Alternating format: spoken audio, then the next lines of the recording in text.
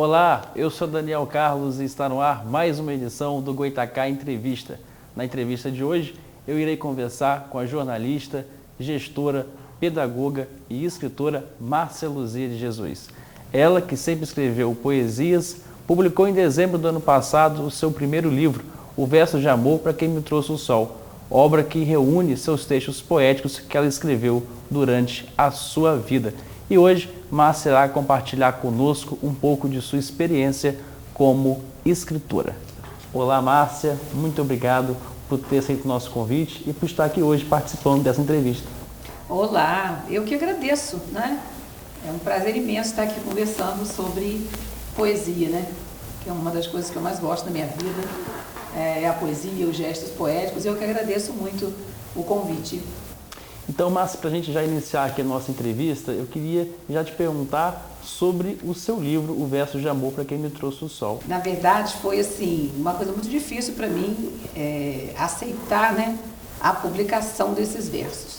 Na verdade, é só uma parte, né, dessa história de escrever, que eu escrevo desde os 10, 11 anos, que eu gosto muito de escrever. E não sei se porque também me dediquei muitos anos à alfabetização de crianças pequenas, eu tenho muita vontade sempre de estar fazendo a rima acontecer, né? Eu sempre digo que eu sou filha de um trovador, né? Meu pai fazia rimas incríveis. Meu pai adorava, às vezes a gente passava mal nas festas da família, porque ele começava a criar esses versos diante das situações ali, né, cotidianas da gente, e a gente falava, não, papai, pode parar, porque a gente não aguentava, porque eram muitas rimas engraçadas. Meu pai era muito ligado à arte, né? Ele gostava, ele tocava às vezes uma folhinha de pé de laranja, ele tirava uma folhinha da laranjeira e fazia como se fosse uma flauta, né? Meu pai gostava de fazer teatro, gostava de organizar eventos, então eu tenho muito dele. Uma base. Lógico, exatamente, eu cresci, né, numa casa com meus irmãos que são bem mais velhos que eu, sou uma filha caçula, né, uma temporona, como eles falam. Até hoje eles me apresentam para as pessoas, uma senhora como essa aqui é minha irmã caçula. Eu fico, né, sem graça, que a pessoa fala, mas é irmã caçula, né? Então eu sempre gostei muito de escrever e sempre guardei. Eu nunca vi assim muita importância em publicar os versos, né? E aí os amigos sempre falavam, como é que pode isso? Escreve tanto, escreve institucionalmente e nunca vai publicar, né? E as meninas me cobravam muito, todas as minhas amigas que tem muitas na área de literatura, dessas autoras campistas, que agora tem até uma associação e tudo, né? E aí a ideia de organizar foi como eu estava, né, já falei várias vezes, em outras ocasiões, com várias pessoas, eu tenho muita dificuldade de declarar amor, assim, né? Então, normalmente as declarações acabavam ficando, né, nesses papéis espalhados, muito desorganizados. E depois eu criei uma página, né, no Facebook, que era Poeta Malu, e eu acabava escrevendo direto lá nessa página. E foi assim, um aniversário, meus alunos do ensino médio resolveram fazer uma surpresa, um café literário, encontraram esses versos, né? Encomendaram as ilustrações à minha neta, minha filha organizou também, junto com a turma e uma amiga que trabalhava na biblioteca da escola, e foi a primeira vez que eu vi os versos sendo falados, né, por aqueles adolescentes. Eu falei, bem, então são os versos bonitinhos, não são assim, tão assim, sem importância, como eu nunca dei muita importância. A senhora teve, a partir daí, um outro olhar sobre a sua obra. Sim, eu pensava, são tão adolescentes, são tão singelos, assim, simples, né? Eu acho que ele não tem um grande valor literário, eu sempre pensava isso. Porque eram, na verdade, quase que realmente declarações de amor, né? A oportunidade que eu tinha de fazer essas declarações sem ter que estar com as pessoas, né, ali presentes para fazer. Eu sou um pouco, todos os meus amigos falam, eu sou muito econômica, né, nessa coisa do afeto, né, de abraços, meu jeito de demonstrar afeto é muito diferente. Eu gosto de cuidar, gosto de realizar desejos dos amigos, das pessoas, mas eu não sou aquela pessoa efusiva, né, que faz uma festa, que abraça, né? E aí eu acho que isso me levou até essa escrita por conta disso. E aí você me perguntou sobre que pessoas são essas, né? Mas não são, sim, só pessoas, né? A gente sabe que a vida, né, é feita de situações, às vezes, muito difíceis para a gente, né, levantar e dar conta daquelas situações, né? A vida, tem um amigo que fala, é desviando para não bater, né? É uma situação sempre é uma ordem, é uma luta diária. Então, o que eu dou muito valor? As pessoas que chegam e me trazem esse sol, né? Aos momentos, né? E São situações de trabalho, oportunidades que eu tive na vida de encontrar o sol, a alegria, imaginando que não teria como abrir uma janela e esse sol entrar, né? Então, por exemplo, o livro traz uma homenagem ao Domingos Montanheiro. Aí muita gente pergunta, nossa, é a única homenagem que tem no livro, né? É um poema que se chama Hoje é Domingos. Aí alguém pergunta, como isso? Que ligação é essa? E aí todo mundo vai pensar, o ator da Globo, né? Mas não, Domingos Montanheiro era um palhaço, ele tinha um circo, né? Ele era componente do Território do Brincar, ele é do Instituto Alana, então ele sempre deu muito valor à criança, à brincadeira. E eu tinha assim, um apaixonamento por esse trabalho dele. Tem um documentário, inclusive, chamado Tarja Branca, onde ele faz esse depoimento, como que ele se voltou para essa coisa do brincar ser tão importante na vida de uma pessoa. E quando o falecimento dele aconteceu, ele que me trazia tantas vezes, me trouxe o sol, né? Falas dele, situações que ele trazia, né? Me influenciavam tanto, que eu falei, eu tenho que fazer. Porque a escrita em mim é uma coisa muito interessante, ela me obriga, né? Eu sinto que eu tenho que escrever. Então eu fui e fiz um poema para ele e publiquei no Facebook na ocasião, e as pessoas ficaram, nossa, e escrevi assim, em lágrimas, né? Então a minha escrita é muito literal,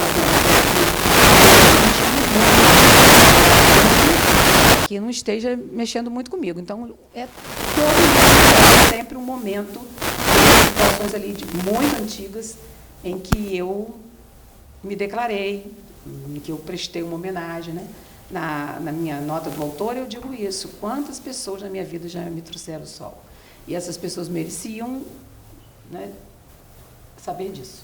Então, foi por aí, assim, foi essa situação que me levou a publicar. Com muito custo, né? Porque eu considero o livro um filho.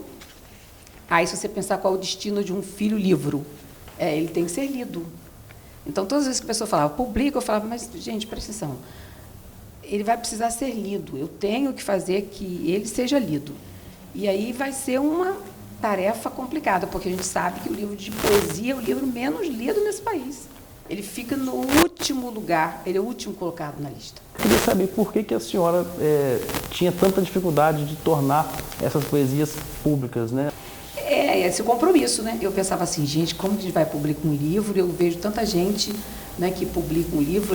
Na verdade, o livro é uma produção independente, ele não tá, né? Ele não tem assim a assinatura de uma editora. Nós fizemos o livro através de uma amiga que coordena projetos de publicação de livros, né? Inclusive, ela foi a grande assim incentivadora, a pessoa que cobrava todos os dias para que o livro realmente fosse publicado. Antes desse livro, eu escrevi vários infantis, né? Eu tenho um infantil, inclusive, já ilustrado, prontinho, e era ele o esperado. O livro de infantil da Dona Joaninha, das Impossibilidades, era um livro esperado por todo mundo, porque a história quase todo mundo conhece, né? As pessoas que trabalham comigo. Então, a grande expectativa era o livro infantil. Por quê? Porque a minha vida inteira sempre foi trabalhando com crianças e depois na formação de professores de crianças pequenas, né? Então, todo mundo esperava um infantil, mas com essa história do evento surpresa, do café literário, no dia do aniversário, na escola, aconteceu como se fosse uma urgência, né? Vamos embora, vamos publicar. E ainda mais porque a minha neta, na ocasião, com 8 anos, fez as ilustrações e eram tão, assim, interessantes, representando tanto alguns poemas, que eu falei, gente, é a oportunidade de a gente fazer, né, um livro juntas. E foi esse o caminho. Mas o receio sempre foi também a coisa de você... uma certa invasão, né?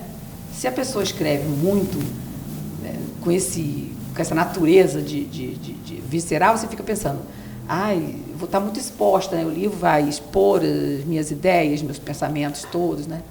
Porque, na verdade, eu vejo a poesia, todo mundo quando me fala poesia, a gente pensa poema, métrica, musicalidade. Não, eu vejo a poesia como um grande movimento.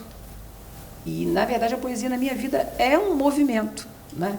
Eu aposto muito nos gestos poéticos e sei que a poesia é salvadora, né? No trabalho com as crianças, nas escolas, a gente viu muita criança assim, que, quase expulsas da escola, mudaram totalmente de comportamento por conta de um grupo de poesia, um festival de poesia. E aí eu pensei, assim como eu tenho grande dificuldade dessas declarações de amor, eu tenho certeza que muitas crianças também têm. Então, você chamar para escrever é uma grande libertação. Então, eu coloquei a poesia na minha vida como um grande movimento. As pessoas falam, a militância, é uma militância, né? Eu creio que o gesto poético, ele salva vidas, ele é remédio, né? Eu sei disso porque, até no trabalho, no ambiente de trabalho, eu costumava acalmar, às vezes, uma pessoa muito brava, que estava ao telefone reclamando de uma situação qualquer, falando um verso, né? Aqueles versos infantis tão conhecidos, a pessoa estava lá esbravejando, muito zangada, eu começava, batatinha quando nasce, esparrama pelo chão, a pessoa, que isso? Eu falei, não, é para você se acalmar, que aí a gente vai poder conversar, porque não quer me ouvir, né? Então, é aquela surpresa da poesia. Então, nós sempre fizemos trabalhos de vacinação poética, oficinas, né, aulas de poesia, era tudo que eu queria, né? Então, eu creio que o coração mais gelado e duro, ele se comove com a poesia. Muito então, interessante. Foi sempre isso. E, Márcia, a senhora falou há pouco da sua neta, a Duda de Jesus, que foi quem ilustrou o seu livro e teve uma grande participação na virada de chave que a senhora teve na decisão de publicar. À época ela tinha 8 anos, hoje já é uma adolescente, né, com 15. Sim. E ela que ilustrou o livro, né, com desenhos muito bem feitos e que combinam muito com os textos, né? Foi um casamento ali perfeito, o que estava escrito com o que estava ilustrado. E eu queria que a senhora falasse um pouco dessa relação sua com ela. Eu sempre fui uma grande incentivadora, mas não assim, de escolher uma linguagem para ela, né? Na verdade, ela, inclusive, ela teve os primeiros anos da escola, ela enfrentou muita dificuldade, né? E aí eu até me culpo um pouco por isso, né? Porque ela, desde pequenininha, era uma casa assim, com muitas oportunidades para ela experimentar, né? Ela, com 2 anos, eu mexia com ela, que ela era a melhor cortadeira da cidade, né? Ela pegava tesourinha para cortar, era uma perfeição. Ela experimentou muitas tintas, a gente teve muito contato com natureza, que eu acredito, né, que o lugar da criança é na natureza, né? Infelizmente, hoje a gente não tem tantas oportunidades, mas ela sempre brincou com água, brincou com areia, brincou com florzinha, com matinho. Ela teve essa infância, assim, eu sempre com muito mais tempo para ela do que tive para os meus filhos, né? Então, ela sempre experimentou todo tipo de... Eu sou uma pessoa de papelaria, né? Então, todo tipo de lápis, de giz de cera, de lápis sextavado, de tesouras de picotar, todo tipo de material ela sempre experimentou muito. Então, ela sempre fez muita arte desde pequenininha. E a gente percebeu que ela tinha um estilo para desenhar que era muito pessoal, né? Que você vê quando a criança é pequenininha, a criança tem aquelas fases do grafismo, então a gente já sabe que o caminho vai ser aquele. E ela, quando começou as figuras humanas, né, a fase esquemática dela, do grafismo, as bonecas que ela desenhava, todas as figuras humanas, eram muito diferentes, porque já tinham um cabelo diferente que saía um pouco da cabeça, sabe? Aquela coisa meio espacial, aquela coisa muito interessante. Ela se preocupava sempre muito com o cenário onde os bonecos iam estar desenhados. Então, a gente percebia que ela tinha a coisa de escolher as cores. Ela era uma pessoa assim, não sei se você dá no desenho, que a paleta, ela parece que ela está com aquele círculo de cores ali e ela está examinando para desenhar. Não, é uma coisa, é natural dela, né?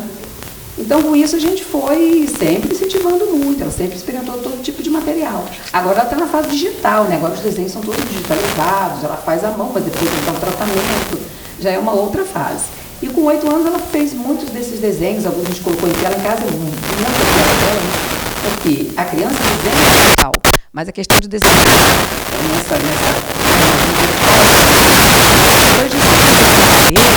ela para ela experimentar uma outra posição, não só na horizontal. Então ela sempre fez e teve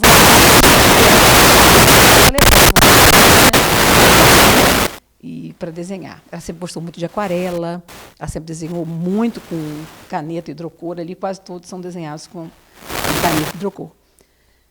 E aí, descobrindo isso, e ela foi para a escola, e quando eu falei da minha culpa, ela foi para a escola e ela sentiu muita diferença no ritmo da escola. Ela não foi assim uma criança que aceitou a escola, né, com facilidade, porque ela não queria os modelos, ela queria fazer do jeito dela, e aí depois ela ficava triste, porque, né, a escola, às vezes, é muito, vamos dizer, faz economia de elogios, né? Então, a gente sempre foi muito de elogiar qualquer traço, né? A perninha do ar era reta, fez a voltinha, já era uma festa. E tudo isso ela sentiu muita falta na escola. E teve dificuldades nesse processo de leitura e escrita, né? Teve uma grande dificuldade. A gente em casa fazia todo o esforço do mundo e ela dizia que, para que ler? Ela teve uma negação com relação à leitura. E é muito engraçado que hoje ela escreve e ela tem assim, um romance quase já acabado. Né? Ela, além dessa coisa de desenhar, ela tem uma criatividade de enredos. Esses romances meio assim, que tem vários mundos, vários planos, essa coisa que eles escrevem hoje, né? Bem diferente, né? Mas ela lê as partes do romance para mim, e eu acho muito interessante as palavras que ela usa, sabe? Parece de uma pessoa que tem muito mais idade.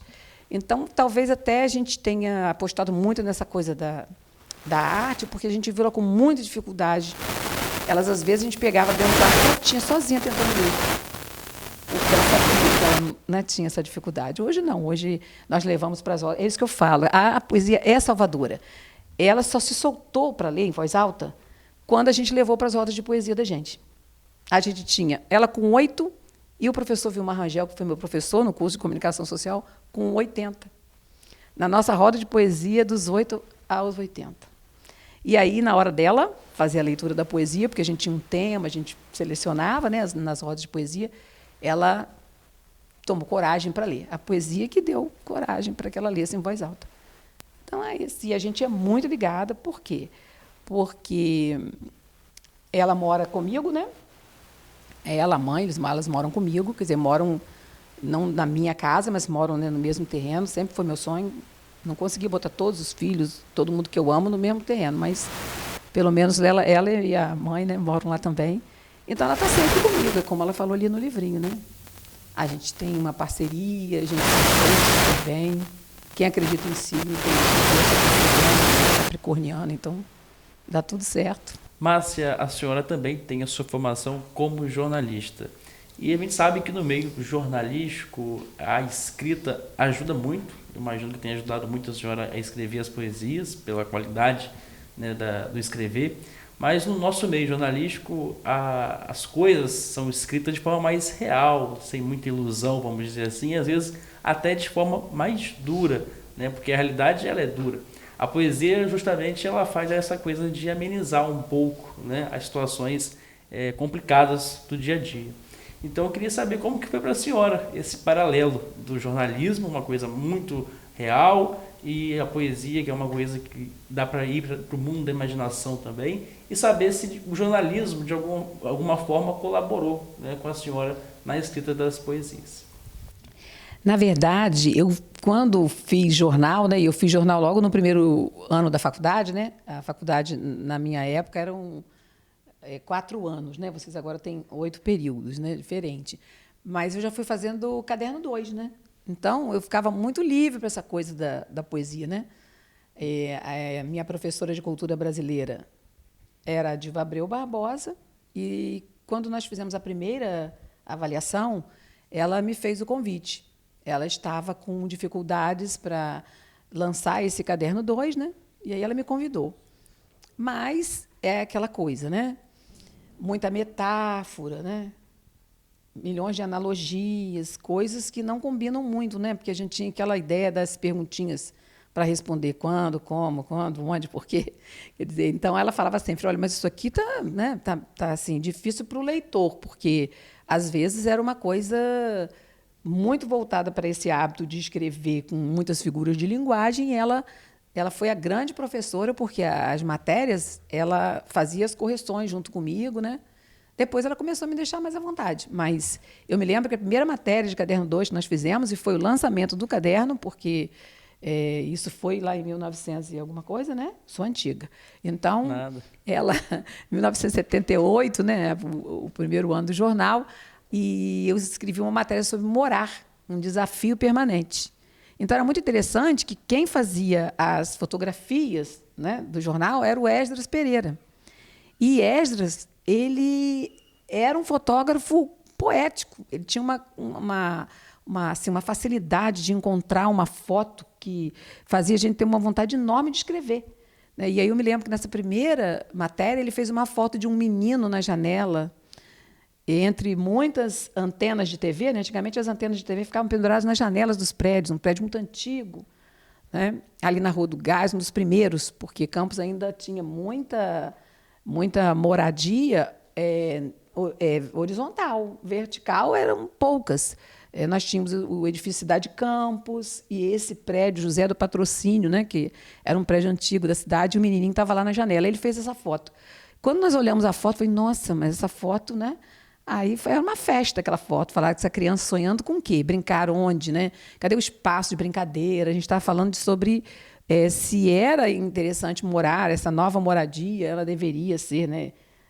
Sofrer uma expansão, como é que era para idosos, para crianças morar em um prédio, né? E os prédios antigamente não tinham essas lindas áreas de lazer que hoje os prédios têm, né? Então, era realmente um espaço muito pequeno para brincar, para ficar, para tomar sol. Então, a gente fazia essa dobradinha, né? Então, tínhamos um diagramador também que veio de fora, que era extremamente sensível e poético também, Marcos Capixaba. Na verdade, o jornal funcionava com pouca gente da cidade, né? Porque a gente não tinha ainda... O curso estava começando, né? Foi o início do curso de comunicação social. E aí eu ficava mais à vontade, porque foi exatamente esse estilo que ela falava. É um estilo revista. Você escreve nesse estilo, né? E é muito interessante como essa coisa do jornal, a minha vida inteira me acompanhou. Muito antes de fazer a faculdade, eu comecei a trabalhar, né, como professora um pouco antes, eu já organizava um jornal da escola com a turma do 5º ano. Eu falava, não, a gente tem que colocar isso. No curso de formação de professores, a gente tinha que fazer alguma coisa para arrecadar um recurso para a nossa festa, né, de formatura. Nós tínhamos um jornal chamado O Metralha, que fazia um pouco de fofoca, mas falava também de coisas sérias da escola. Então, é muito interessante essa coisa de gostar muito, né? Eu tinha um sonho, mexia com as meninas, que era morar em Paris, né? De frente ali para o Sena, e ser editora de uma grande revista feminina. Era o sonho, né? Então, ficava bem fácil para mim. Eu fiz umas 2 vezes matéria assim de rua, né? E eu me lembro que teve uma situação na Rua João Pessoa com um caminhão que estava carregando vidros, e eu voltei com a matéria e o Aloysio Abreu, o pai, né? Ele falou, mas que isso? Isso aqui é uma matéria de rua, de dia a dia, Márcia? Eu falei, sim. Ele falou, mas olha só, o rapaz de camisa florida, com um olhar assustado, está parecendo um conto, uma crônica. Eu falei, não, mas... Não, era só os fatos mesmo. O que aconteceu? Um moço de um caminhão carregando um vidro, né? Aí houve um acidente, as pessoas... Era só isso. Então, sempre que possível, a senhora procurava conciliar, né, a poesia É difícil aprisionar. ao jornalismo. Difícil. Hoje, quando eu faço as oficinas de poesia, eu falo, gente, a poesia é um sentimento, é um lírico, não tem nada a ver com poema. Eu falo assim, às vezes uma notícia de jornal, aquela notícia do dia a dia, ela está carregada de poesia. E eu vou ter uma preferência por ela, né? A Marina Colassani também fala muito nesse sentido. Ela faz as crônicas dela e tudo, mas ela escreve para criança e também escreve poesia, assim, poemas, né? Então, eu acho que é isso. Ficou fácil para mim, porque eu, além de Diva ser minha professora e ficar sempre ajudando, ensinando muito, né? Ela tinha aquela paciência mesmo da professora. Todos no jornal tinham assim, uma paciência enorme comigo, né? Toda a equipe, até o pessoal do esporte ajudava, porque, na verdade, eu estava começando, não tinha... O que me faltava, eu acho que você falou na questão do jornalismo, né? A pessoa, para ser jornalista, eu acho que ela tem que se rechear sempre. Ela não pode ser uma pessoa que lê pouco, que observa pouco, que tem pouca curiosidade. Não pode, porque na hora que você vai escrever, você precisa acessar esse arquivo todo. E isso, a poesia dá de sobra.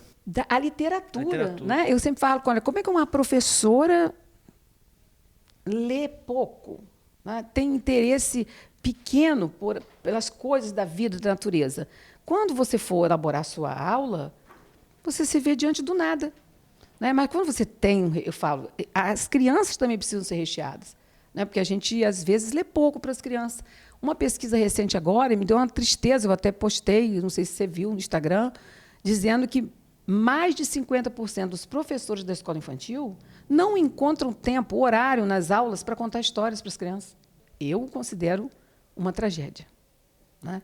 Então, eu não sei porque eu cresci com uma mãe que contava histórias o tempo inteiro. Né? Minha mãe contava histórias demais, todas aquelas da tradição oral, as histórias dela de família. Né? Ela contava demais, às vezes contava até mais de uma vez a mesma história. E aí eu tenho muito respeito pela história, entendeu? Se alguém for me contar uma história, já contou, eu ouço com a mesma atenção. Como se fosse a primeira vez. Eu jamais digo que você já me contou essa história. Que nada, a pessoa vai contar diferente. Sim. E você que ouve vai aprender coisas a mais, diferentes daquela mesma história que você já ouviu. Então, deixa eu contar. Minha mãe contava, às vezes, a mesma história várias vezes. A minha neta também. Às vezes ela vem contar uma história, olha, sabe o que aconteceu? Ela é uma contadora de histórias. Eu falo, contar histórias é uma arte, porque quem gosta de conversar com uma pessoa que não sabe contar o fato? Né? Então, eu acho que o jornalista também tem muito isso, né?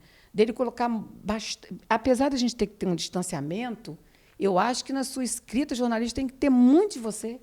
Né?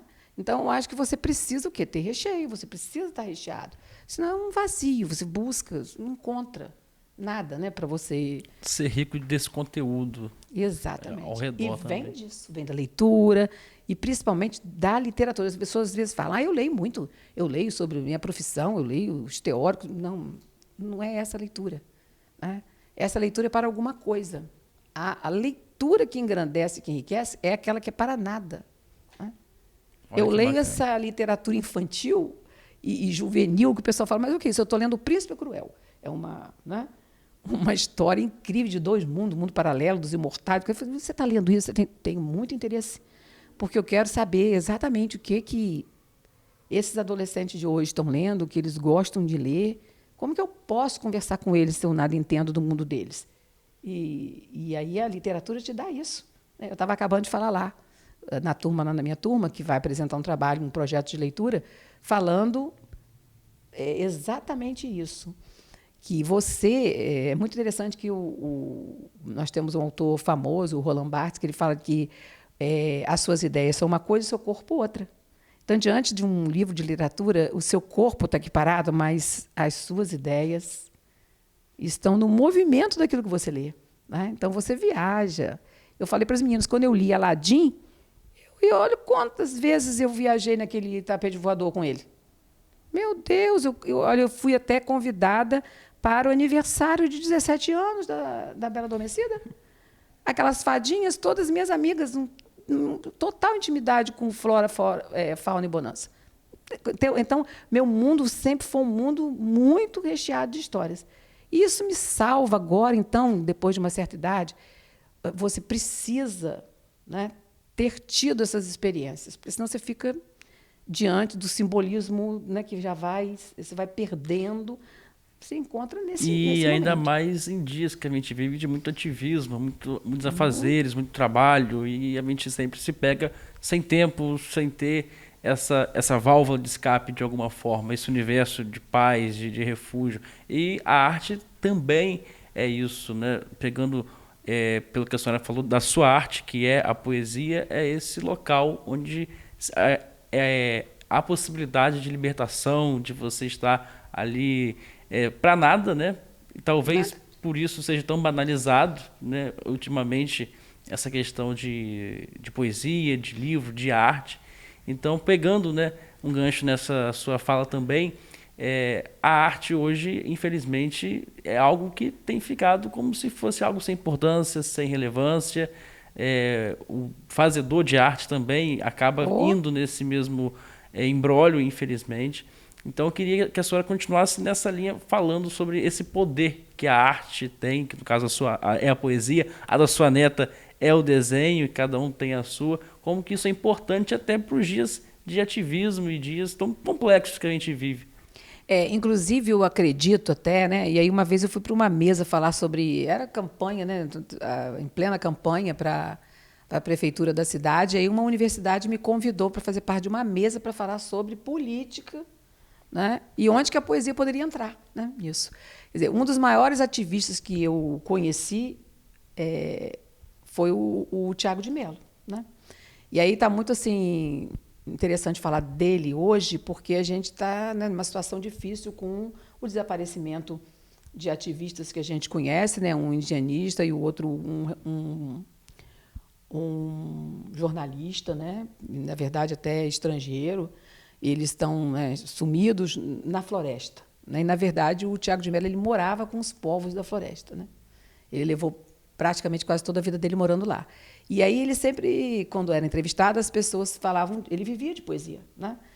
Ele tem um livro que é a coisa mais linda do mundo, que se chama Faz Escuro, Mas Eu Canto. Então, a poesia é um pouco disso, sabe? Faz escuro, mas eu canto. A gente tem uma resistência que vem exatamente dessa crença, dessa força, né? Da palavra, né? Cecília Meirelles, no Romanceiro, ai palavras que estranha potência vossa. Então, talvez a gente não tenha essa noção de quanto a palavra é forte. E aí o Tiago de Mello, sempre que era entrevistado, quando ele vinha, como ele dizia, à cidade grande, perguntavam para ele, a poesia salvará o mundo? Aí ele sempre respondia, como que eu vou saber, né? Eu não tenho uma certeza disso. Mas eu tenho uma certeza. Sem a poesia, o mundo não se salva. Né? Então, nessa mesa de política, eu me lembrei dessa fala dele e descobri um texto incrível, porque, na verdade, a minha relação com os textos é uma coisa até meio complicada. Os textos eles caem na minha mão. Eles vêm para o encontro comigo. Se eu precisar deles, eles vêm. Atração. É uma coisa incrível. Eu falo assim, gente, o que eu levo para essa mesa? Falar de política e poesia? Eu estou tentando encontrar aqui uma solução para isso. E aí começo, lógico que eu não fico esperando o texto cair, eu saio para procurar, né? Então, no meio do caminho, encontrei um texto chamado Poesia em Zapote. Esse texto, chamado Poesia em Zapote, ele é a coisa mais incrível, porque ele fala, só acredite em um candidato que tenha um poeta em sua equipe. Esse poeta é que vai resolver as questões na mesa de discussão. Ele que vai trazer as coisas para a sensibilidade necessária. Então, se o seu candidato não tem um poeta na sua equipe, um artista, né? Porque não só a poesia, mas outras tantas artes, não confie nele. Então, foi onde eu encontrei uma fala naquela mesa, né? Eu fui e falei, olha, sabe qual o candidato que eu vou escolher? Eu vou procurar saber o que tem um artista, um poeta na sua equipe. Normalmente, eles não gostam, né, dessas pessoas na equipe. Primeiro que, infelizmente, as pessoas entendem que a poesia não é uma coisa útil, né? Então, se ela não é útil, se ela não traz um lucro, né? E a gente tem também uma história que diz que, para ser forte, você tem que ser duro, né? Você tem que ser sisudo. Seriedade e sisudez são coisas totalmente diferentes. Eu posso ser séria e ser uma pessoa que declama poesia, né? Nessa mesa da Faculdade de Medicina, nós ficamos encantados, porque tem um médico, um oncologista, hematologista famoso na cidade, né, que é o Dr. Antônio Pádua, que já foi até chefe do Hemocentro de Campos. E nessa fala nossa, falando de literatura, cura, cultura, quando nós acabamos, que abrimos para as perguntas, ele falou, eu preciso falar um poema. E ele se levantou e falou um poema na nossa frente, empolgadíssimo, de cor, né? Porque a gente pensa assim, poema de cor, é decorado. Não, de coração. Porque, às vezes, você tem até o poema decorado, não fala de coração. Então, não é apreciável, né? E voltando até o que a gente já falou anteriormente, a arte também ajuda na própria profissão, mesmo que seja diferente. Eu queria falar sobre esse ponto agora, porque, às vezes, até mesmo as crianças nas escolas, adolescentes, o sistema educacional, no geral, isso tem mudado, mas ainda há um preconceito com aquele aluno que não é bom em matemática, nem em português, mas ele sabe desenhar, ele sabe escrever poesia, mas parece que ele sofre esse olhar meio preconceituoso, até às vezes dos próprios professores. Então, o aluno que tem esse dom mais artístico, mais cultural, essa veia mais para esse lado, também sofre preconceito e acaba não sendo incentivado. e às vezes acaba se trancando para o mundo, sendo um aluno ruim, de fato, em todas as outras disciplinas, mas justamente porque a arte dele não foi incentivada. Sim. E de forma inadequada, porque se fosse, ele poderia se sobressair, como a senhora acabou de dar um exemplo de um médico, mas que tem a parte artística. Então, queria que a senhora comentasse um pouco sobre esse fato também, que acaba sendo muito triste, né? Sim, eu já até fiz uma proposta. Eu achava que as matrizes todas deviam incluir um grande transversal, que é essa questão do desenvolvimento de um determinado talento. Né? Se você lê um pouco da biografia dos maiores escritores que nós temos no Brasil, eles tiveram exatamente o que você falou aí, uma escola, uma primeira infância, onde foram considerados, vamos dizer assim, incapazes. Né? O Viriato Corrêa, por exemplo, que escreveu aquele livro incrível, Cazuza, né? Viriato, o pai levou para a escola, com uma semana, o professor chamou e disse: o senhor não traga mais esse menino, porque, na verdade, ele não tem jeito para a escola. O senhor bota no trabalho, faça alguma coisa com ele, mas não manda mais para a escola, não, porque ele vem trazendo sapo dentro da mochila, ele fica escrevendo coisa que não tem nada a ver com a disciplina, né? Então, o senhor não traz mais, não, porque ele não tem jeito para a escola. Fica viajando. E ele se tornou quem? Viriato Corrêa. Né? O Monteiro Lobato passou por isso, outros tantos autores. Mas sabe o que é isso? Olha, a escola ela tem uma dificuldade muito grande de evolução. Talvez seja o lugar que evolui menos, né? Em toda a história. E aí tem até uma piadinha que fala isso, né? Que o rapaz ele voltou teve a licença de voltar 100 anos depois, né? Que ele havia falecido. Quando ele chega aqui, ele fica muito assustado com tudo, né? Com o trânsito, com as ruas. A igreja ficou apavorado. Ele falou: gente, mas há 100 anos atrás, quando eu saí daqui, era todo mundo muito tapado, o padre de costas, em latim. Como é que a missa mudou tanto assim? Está todo mundo de alça, mulheres de calça comprida. Ele ficou apavorado. No hospital, ele ficou apavoradíssimo, porque quando ele saiu, era uma caminha de ferro, um sorinho, daqui a pouco tinha: atenção, doutor fulano, o sala tal, parecia um bom jacaré passando, que era um tomógrafo. Eu falei: gente, que isso? Aí ele falou: olha, nem quero saber de entrar na escola, lugar de conhecimento, né? Eu não vou lá não, que lá deve estar ponta cabeça. Ele entra na escola e o professor estava lá na frente, escrevendo uma coisinha no quadro, dividido em 3 partes, as criancinhas todas sentadas, enfileiradas, com um caderninho, uma caneta, cabecinha baixa, escrevendo. Né? Então, ele falou: aqui é o meu lugar, aqui eu estou me identificando com os 100 anos, né, que eu vivi. Essa é a grande questão. Então, se a escola tivesse um pouquinho mais de coragem, né, ousadia, saberia que as pessoas têm inteligências diferentes. E valorizar só a inteligência linguística e lógica, né, a lógica matemática, é simplesmente condenar uma porção de pessoas à tristeza, né? Porque Gardner fala isso claramente. Você tem que descobrir qual é a inteligência, né, que aquele sujeito ali não consegue, ele não consegue de maneira nenhuma esconder, porque a inteligência dele é aquela que vai na frente, igual um desfile de escola de samba, o abre alas. E aí é só buscar as rotas alternativas. Ele vai aprender matemática, ele vai aprender português, geografia, história, mas é porque ele está no embalo do sucesso que ele faz exatamente com aquele talento que ele tem. Né? Então, eu tenho uma prova disso. Eu tinha um aluno de 9 anos que não lia, não escrevia, chegou à escola e teve que ser matriculado onde? Na classe de alfabetização. Né? 9 anos, não sabia ler nem escrever.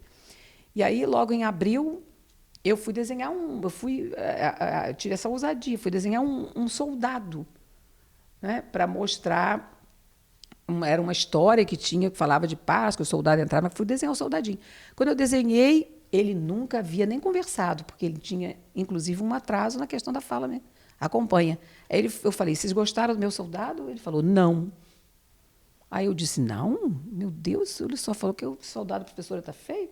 Não parece um soldado. Eu falei: concordo. Mas parecia um palhacinho com aquele chapéu assim. Eu falei: você pode me ajudar? Vem aqui me ajudar.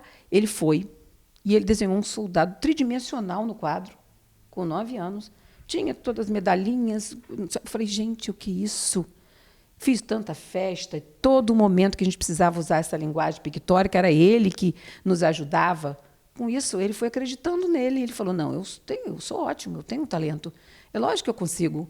E aprendeu a ler e escrever durante esse ano. Né? Basta um outro olhar sobre o talento, sobre o dom. E aí, quando eu falo, essa atitude é gesto poético. Eu falo que muito mais do que essa coisa do gênero textual é o gesto poético. Por exemplo, quando você acredita na criança, quando você dá a oportunidade, é um gesto poético. É a mesma coisa que eu falo. Eu tenho um dos meus filhos, ele adora um pão doce. Sabe aquele pão doce de padaria com coco e tem uns que são cremezinho e uma banana? Ele adora aquele tipo de pão. Então, quando ele está, porque ele mora fora da cidade, quando ele está aqui com a gente, que eu vou à padaria, eu falo, vou levar o pão doce dele, né? Então, eu compro o pão doce, chego, e eu ter lembrado dele, daquilo que ele gosta, e trouxe, isso é um gesto poético. Que, na verdade, falta, acho que na vida da gente, é gesto poético. É a forma da gente tratar as outras pessoas. Né? Porque a gente vê hoje as pessoas muito descuidadas como falam com as outras. E, às vezes, são pessoas com grandes representações que falam de qualquer maneira, falam de uma maneira que agride a qualquer pessoa. Não agride só uma pessoa definida que a pessoa escolheu para agredir. Eu acho assim, quando alguém fala de uma forma que não é gentil com uma outra pessoa, incomoda todo mundo que está ali, não é só a pessoa que ouviu aquela palavra, que foi diretamente para aquela pessoa. Né? Então, eu falo muito isso. Eu tive grandes professoras, grandes mestras, e uma delas dizia, dona Júlia Codesso, que na vida a gente tem que ser, em muitos momentos, rapadura. Né? Como é que é a rapadura? Ela é doce, mas por isso ela não deixa de ser dura, firme. Né? Então, para eu ser firme na vida, para eu ter posição, para eu fazer sucesso, para eu chegar ao mais alto estágio que eu entenda de poder, eu não preciso perder o equilíbrio. Essa doçura. Né? Então, ser gentil, né? O poeta Gentileza já dizia, é fundamental nessa vida. A vida já é uma missão difícil, né? Com muitas questões que a gente tem que resolver. E eu sempre digo que o jeito de falar da pessoa salva o dia da gente. Né? Com certeza. Eu me lembro que eu saí de casa uma vez com a minha filha, a gente foi ao supermercado e eu reclamando, era meio-dia, sol, e eu não estava afim de ir ao supermercado. E aí cheguei, tinha um senhorzinho, obviamente já aposentado, que tinha que ter, né, precisou voltar a trabalhar. Quando ele viu a gente entrando no estacionamento, ele, bom dia, meninas! Olha que dia maravilhoso, sol sobre nossas cabeças. Eu falei, que isso, meu pai? Eu parei e fiquei pensando. Eu estou aqui, né, tranquila, ele aí no sol, abre o portão, fecha o portão, nessa felicidade. Um gesto poético. Um gesto poético que ele teve com a gente. Talvez ele tenha visto o meu bico, porque quando eu estou não gostando foi o que incentivou o gesto. Bico. Ele viu o meu bico e falou, você agora é generoso, gentil. E eu fiquei numa alegria só. Eu falei, tá vendo? A gente não tem direito de ficar, né, chateado por qualquer coisa. Então, a poesia dá essa leveza aí. A gente, quando precisa, né, usa exatamente Perfeito. Essa forma. Márcia, a gente sabe que no nosso Brasil, no nosso país, publicar livros é uma tarefa muito complicada, é algo bem desafiador. Queria que a senhora falasse um pouquinho como foi para a senhora essa questão da publicação e se o fator financeiro, seu aspecto financeiro, é o desafio mais complexo dessa missão que é se publicar um livro. Existe esse desafio financeiro, mas não é só, né, essa questão, não. Por quê? A gente tem, assim, uma grande dificuldade de pessoas, né? Porque quando você pensa em um livro, você pensa, o livro vai ser publicado, é fácil, pega os poemas, seleciona. Não, a gente tem toda uma trajetória bem longa, né? Porque a gente tem que ter um design, a gente tem que ter registro na biblioteca, né? Eu mexo até, falei, gente, agora eu tenho um registro na biblioteca, né? Eu tenho uma ficha catalográfica no meu livro, eu sou lá registrada, né? Não só a questão financeira, mas como todos os profissionais que estão envolvidos na hora de fazer um livro, entendeu? E a minha sorte, que esse aqui ele pôde ser publicado, porque eu trabalhei mais do que devia no Estado, então eles tiveram que me devolver, né, uma contribuição que eu tinha feito a mais para o Instituto Previdenciário, né, da minha empresa, que era o governo do Estado. Então, quando aquele dinheiro chegou, eu falei, é isso, vamos publicar. A gente espera que, com a venda desse, a gente possa publicar o infantil, né? Mas, assim mesmo, a gente fez a conta, foi muito interessante, porque, na verdade, o livro Ele pode ser vendido, todos os exemplares que foram impressos, ele não vai nem pagar nem um terço do custo dele. Olha, mas a ideia não era essa. a conta não fecha, se for... A ideia era realizar um sonho. Eu tive essa amiga também, que não é uma pessoa que visa muito lucro, na verdade, ela deu até de presente a parte do trabalho dela, né? Eu tive os gastos com design, obviamente, com a gráfica, com tudo isso, mas ela faz esse trabalho porque ela gosta muito de realizar esses sonhos dos amigos, né? Das pessoas que procuram a coordenação dela, que é a Nana Rangel. Então, é isso que acontece. Agora, isso não é mais triste, né? O quanto é difícil e quanto vamos dizer assim, custoso, né? O problema é a gente convencer as pessoas para essa leitura, né? A gente vai fazer um espetáculo com esses poemas, né? Não todos, mas a gente vai fazer um espetáculo, um poetizando com esses poemas, né? E a gente tem levado os amigos para a página do Instagram para declamar, né? Então, muito interessante que a gente está fazendo ele circular de alguma maneira. Muito bom. Márcia, para quem quiser adquirir o livro da senhora, como que faz? Então, o livro, porque a gente não fez uma grande tiragem, ele não está na Livraria Leitura, né? Então, entrando em contato direto com a gente, né? Comigo, com a minha filha, através do Instagram, do WhatsApp, aí a gente providencia. Ele vai, inclusive, todo enfeitado, ele ganha roupa nova para ser levado até a pessoa, né? Tem o livro e as companhias dele. Ele vai cheio de gestos poéticos. Vai. Márcia, muito obrigado pela sua entrevista. Eu que agradeço. Nós poderíamos ficar aqui muito mais tempo com esse papo tão enriquecedor, necessário e importante para todos nós. Creio que todo mundo que está assistindo vai, a partir de hoje, ter mais gestos poéticos na vida. Muito obrigado pela entrevista. Desejo mais sucesso para a senhora e que a senhora continue aí resplandecendo poesia e levando essa mensagem tão bacana. Muito obrigado. Eu que agradeço. Foi um gesto poético esse convite. Eu fiquei muito à vontade, pensei que nem ia ficar tanto assim. Foi incrível. E para você que quiser adquirir o livro, é só ir lá no Instagram, @poetamalu2, ou no Instagram da Márcia Luzia, @Márcia Luzia. Vale muito a pena, eu li, são gestos poéticos muito importantes e que fazem a diferença, nos fazem viajar para esse universo de paz e de refúgio. A todos vocês que nos assistiram e acompanharam, muito obrigado pela companhia. Compartilhem essa entrevista e o Goitacá Entrevista retorna em breve. Muito obrigado e até lá. Tchau.